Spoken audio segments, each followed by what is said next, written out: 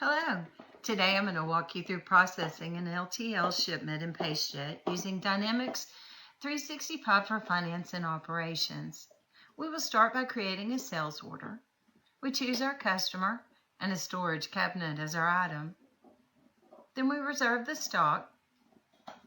Next, we will release to the warehouse, which creates the picking, packing, and packaging work using the warehouse and containerization functionality offered within Dynamics 365 for finance and operations.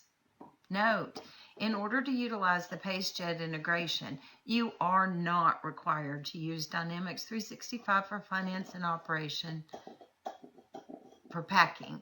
The Pacejet portal offers that functionality as well.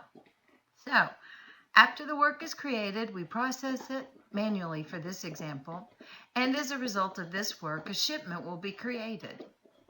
I'm going to open that shipment, double check the packaging, and then send it on over to Pacejet. Please note, in this example, we will send the shipment to Pacejet manually. However, this process can be set up to run in batch mode, thus creating the Pacejet shipments automatically hands-free. After the shipment is created in Pacejet, we will open it up in the Pacejet portal and shop for rates. Once a carrier is decided upon, we will process the shipment and return to Dynamics 365 for finance and operations, where we will update the status.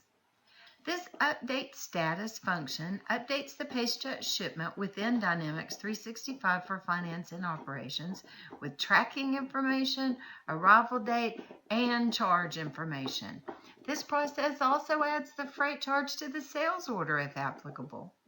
Note the update status process is another process that can be set up to run in batch mode, keeping sales orders automatically updated with timely shipping information. Simple, integrated, and automated. Thank you so much.